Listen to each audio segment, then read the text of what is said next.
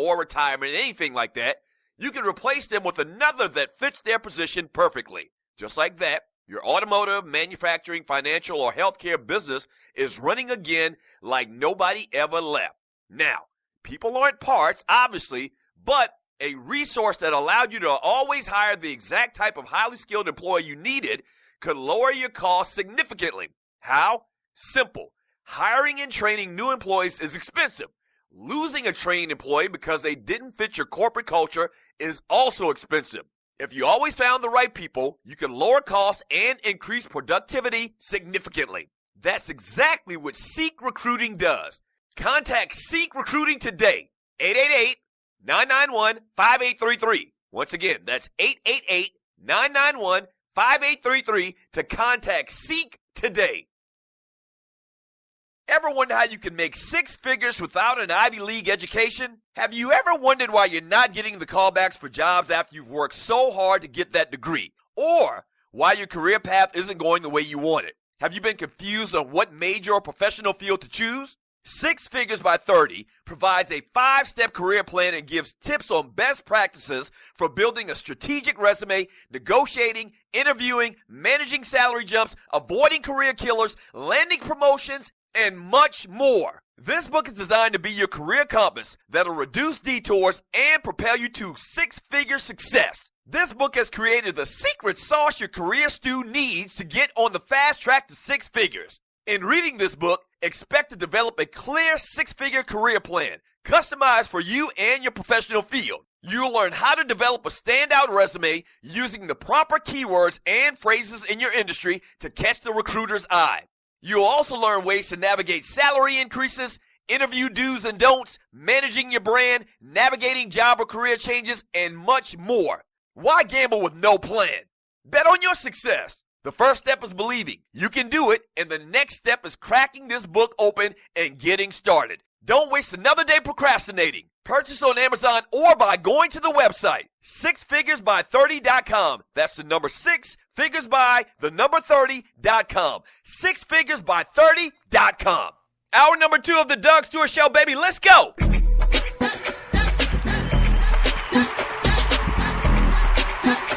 Yeah. Man Talk Monday. Kind of subdued, man. Great weekend of football, college football, NFL. Thank you so much for joining your boy. If you're new to the Doug Stewart Show, welcome. This is how we get down around here. Yes. Monday through Friday from 10 a.m. to 12 p.m. Eastern Time right here on the Stewart Media and Entertainment Network. I've been mentioning it over the last couple of days, man, but we are about to go to 3 hours with a lot of other stuff as well. I'll tell you more about it the closer we get to launching the new 3-hour show.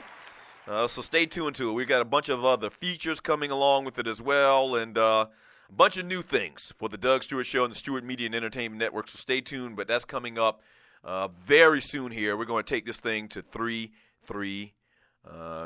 hours, all right? 404-382-0338. You can also email me at doug@thedugstewartshow.com. I want to read some of your chat.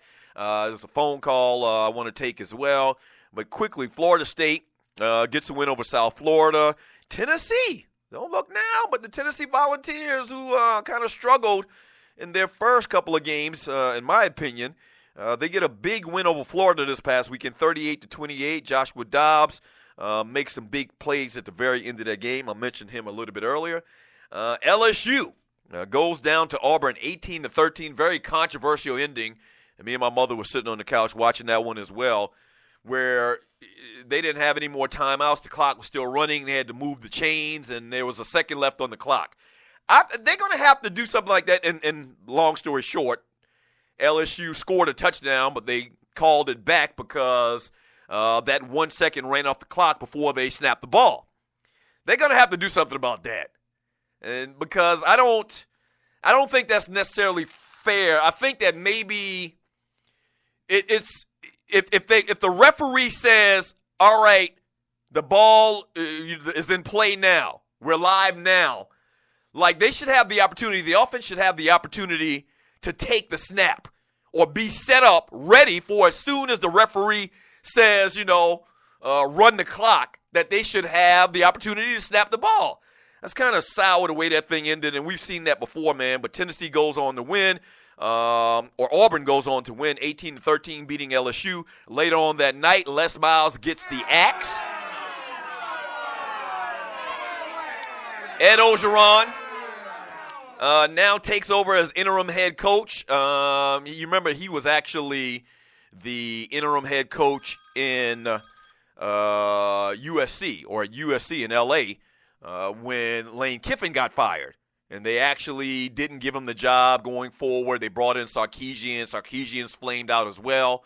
But Orgeron takes over for LSU in the interim sense as well. So there's already talk out there about, who's going to be the new head coach of the LSU Tigers, which is one of the premier jobs in America, which has a talent-laden state in Louisiana. Like, anybody should be able to win down there at LSU. I mean, you get some of the best high school football players in the country coming from the state of Louisiana. And so there's questions out there right now, who's going to take over for Les Miles. And they had to go ahead and fire him because of what happened last year.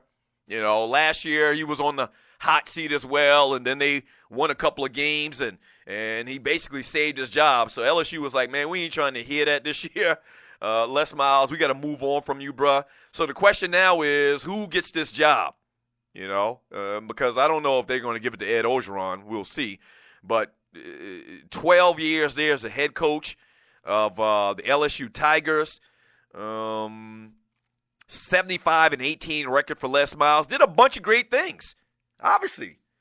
But they just had a real tough time in the SEC East over the last couple of years, man. Have really struggled. He went 41-15 in the SEC. And the Tigers went 2-7 against Ole Miss, Arkansas, and Alabama over the previous 3 seasons, and haven't beaten Alabama since 2011. And that's what it's all about. You got to beat Alabama. You got to beat teams in your division. And they were having a tough time of doing that. So Les Miles is out. They're already throwing around names today on TV and who's going to take over for Les Miles. And one name I didn't hear them throw out, I'm going to throw it out right now. What about Bobby Petrino?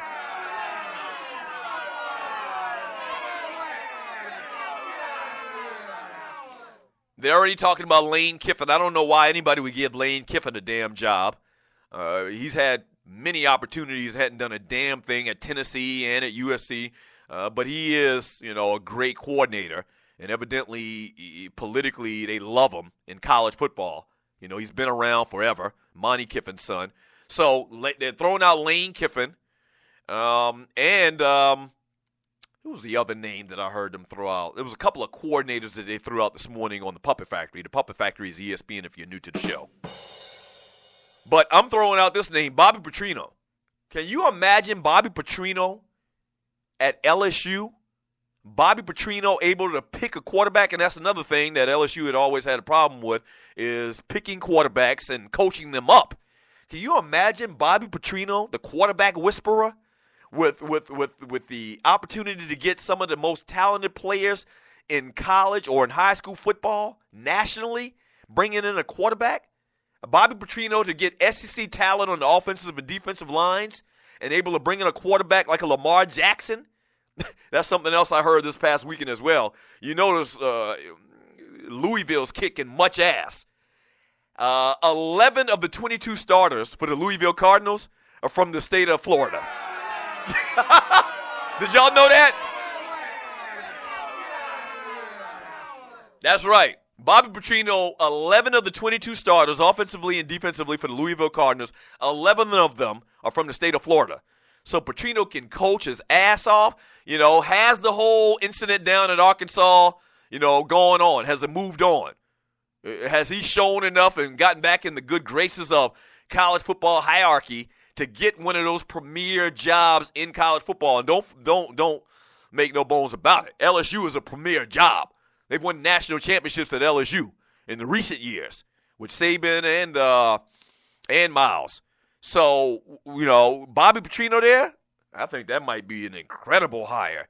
Bobby Petrino at LSU is just scary as hell. We'll see.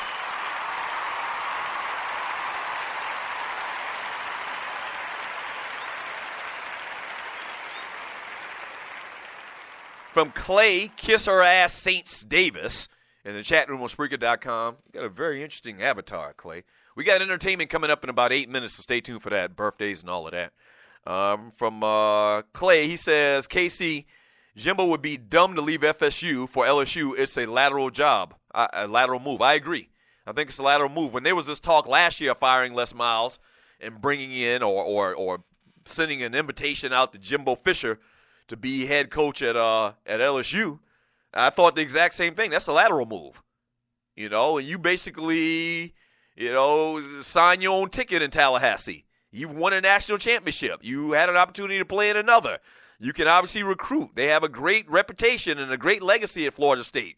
You got everything you need.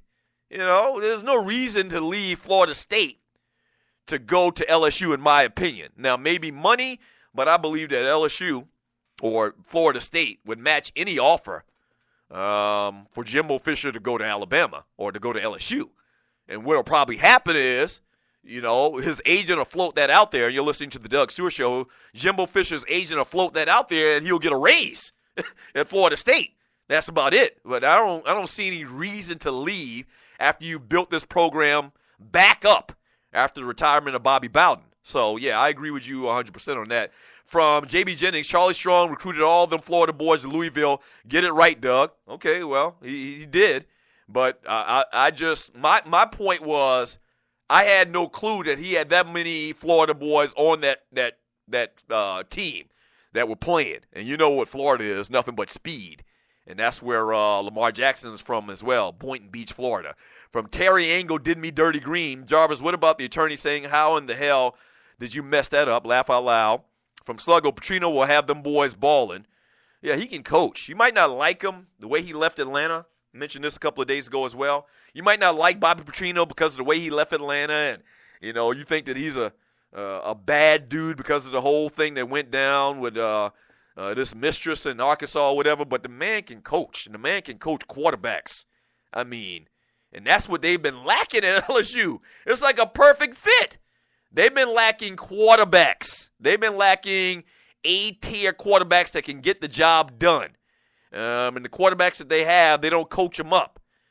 From Chef Roll Tide Ivan, one of my daughter's first sentences was, F. Petrino back when I lived in ATL. Hear me cuss that year. That's funny.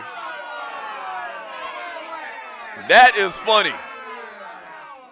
That is funny. From KC, LSU will keep all of the talent in state. Yes. They don't have anybody to really compete with. Like in most states, there's one upper echelon program, and then there's a secondary program. Like in Georgia, it's Georgia, and then it's Georgia Tech. In Michigan, it's Michigan, then it's Michigan State. But you have some type of a counterpart. In South Carolina, it's Clemson. Historically, Clemson is the biggest or the best or had the most success program. And then there's University of South Carolina. That's kind of been different over the last decade or so under Steve Spurrier, but that's usually the case. LSU don't have to contend with anybody in the state of Louisiana. Nobody.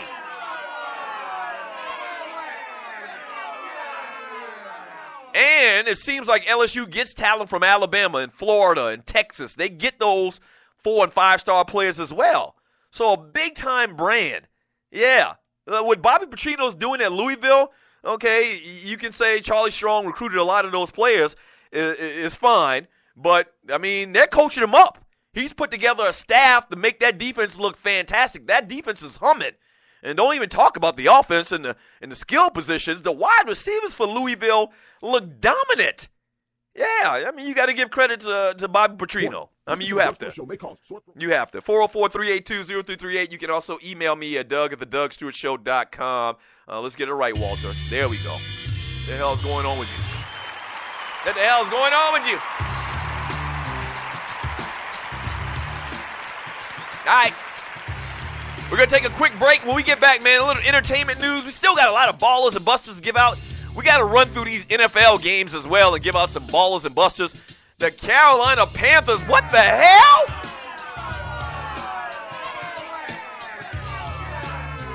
Well, maybe we should be talking more about that Minnesota defense and the Vikings in general. Yeah, we'll touch upon all of those games. Don't worry. We good. But up next,